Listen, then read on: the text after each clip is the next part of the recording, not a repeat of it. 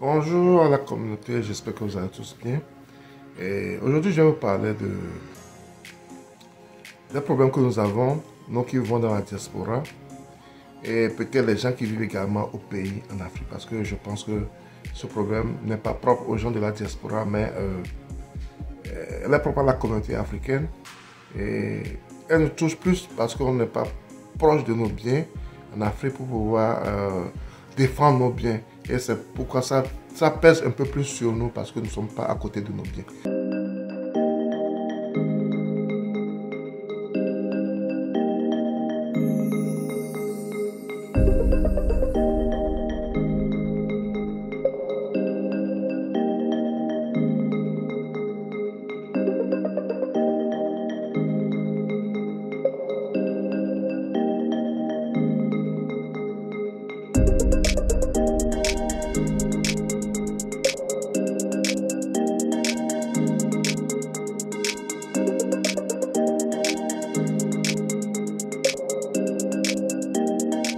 Il s'agit de quoi?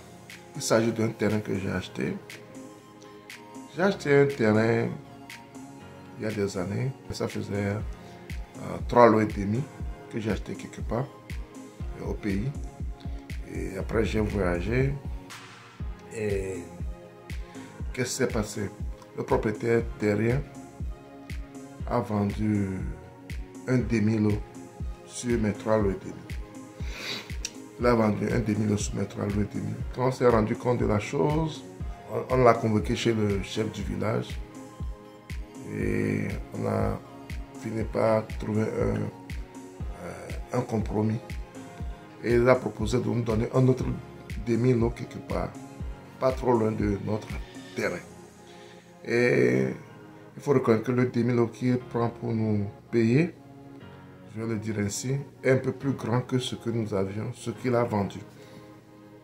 Et c'est ça même qui m'a poussé à accepter ce qu'il nous a proposé. Parce que j'avais dit que je veux mon terrain parce que je veux tous mes terrains au même endroit. J'avais les 3 lots et demi au même endroit. En fait, c'était 4 lots et demi. Et je ne sais pas comment ça s'est passé.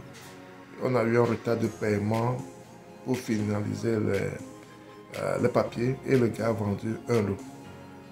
Et il est resté 3 lots et demi.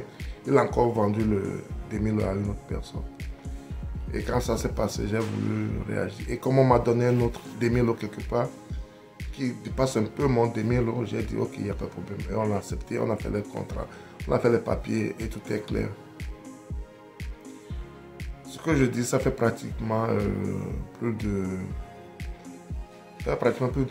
15 ans que j'ai acheté ce terrain.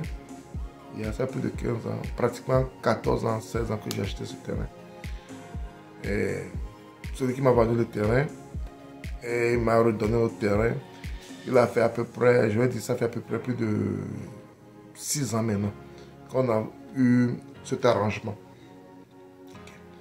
Et il a eu le chef du village qui a signé les documents, ses frères ont signé les documents pour qu'il m'a remis un autre demi-lot quelque part pour finir l'affaire, pour conclure l'affaire. C'était bien, nous sommes OK with that. Dernièrement, en décembre passé, il y a de cela quelques jours, je vais dire, avant les fêtes, novembre, décembre, avant les fêtes, j'ai un cousin qui vit dans le secteur et qu'on a convoqué. Les propriétaires terriens l'ont convoqué. Et en temps, celui qui m'a vendu le terrain, il n'est plus, il est décédé. Je pense qu'il est décédé, ça fait à peu près 2 ans, 3 ans comme ça. Il est décédé et les propriétaires terriens ont appelé mon cousin de venir, qu'ils ont réunion. Et qu'est-ce qui s'est passé? Ils ont convoqué les gens qui ont acheté le terrain chez eux. Et qu'est-ce qui s'est passé? Ils disent à mon cousin que le terrain qu'on m'a donné, en compensation de mon terrain que le gars avait vendu, dépasse le demi-lot. Donc, il revient sur ça, il ne veut pas. Soit je paie la différence, parce que mon terrain qu'on a pris fait demi-lot, soit je paie la différence, soit on me donne notre demi-lot quelque part pour compenser ce que le frère a vendu. J'ai ri, j'ai dit à mon cousin, c'est bien. Dis-leur que c'est pas le terrain que j'ai acheté qu'on m'a donné. On m'a donné ça en compensation de mon terrain qu'ils ont vendu illégalement. Ça, c'est un. Et de deux, les gars qui nous ont convoqués actuellement aujourd'hui, eux tous, ils ont signé le papier quand on nous remettait ce terrain. Ils étaient tous au courant. Il y a leur signature dans le papier d'achat de ce nouveau terrain. Donc, ils étaient où quand ils signaient le papier? Ils n'avaient pas remarqué que ça faisait plus de ça, plus que le demi-long. Et ils ont signé le papier. Ça, c'est deux. De trois, j'ai mon titre foncier déjà. J'ai mon titre foncier déjà. Il faut leur dire de faire attention, de faire extrêmement attention. Je ne veux pas les voir sur mon terrain. Si je les vois sur mon terrain, ils auront vraiment affaire à moi. D'ailleurs, on a fait une plaque. On a mis mon nom, le titre foncier, tout. On est parti déposer sur le terrain pour leur signifier que le terrain là n'est pas pour eux. De doubler le terrain là. C'est parce qu'il y a la fête qui s'approche, ils veulent fêter. Ils cherchent par tous les moyens pour pouvoir trouver de l'argent et fêter. Et ils veulent tomber sur mon terrain pour chercher des moyens pour pouvoir m'avoir. Ils n'ont qu'à arrêter ça. Ils n'ont qu'à arrêter ce plan. Parce que ça ne passe pas. Ça ne va pas passer. Et si je les vois sur mon terrain, ils auront vraiment affaire à moi. Et le cousin parti chez le chef du village, qui était au courant depuis le début, quand le gars pour le terrain, on voulait l'arrêter, on voulait l'enfermer. Ils ont négocié avec le chef avant qu'on nous remette ce terrain. Et le gars parti chez le chef, dit ce qu'il y a, ce que j'ai dit. Et depuis lors, depuis ce jour, ils ne sont plus jamais venus sur ce terrain. Quand même ils voient mon cousin, ils le dépassent, ils ne disent plus rien. Donc, je fais cette vidéo pour vous interpeller, surtout nous qui sommes dans la diaspora. Quand on achète des terrains, des fois, il y a de ces petits problèmes qui surviennent. Il faut qu'on arrive tous à faire des papiers, sécuriser nos terrains, le titre foncier. Chez nous au Togo, c'est le titre foncier qui est le dernier papier. Et même après le titre foncier, il faut clôturer. Si tu peux chercher quelqu'un qui sera à côté pour surveiller tes terrains, tout ça. Donc moi, la chance que j'ai, c'est que mon cousin vit à côté de mon terrain. Si ce n'est pas que mon cousin vivait à côté du terrain, peut-être que le terrain sera vendu avant que je ne me rende compte. Et quelqu'un va construire sur ça et puis c'est fini.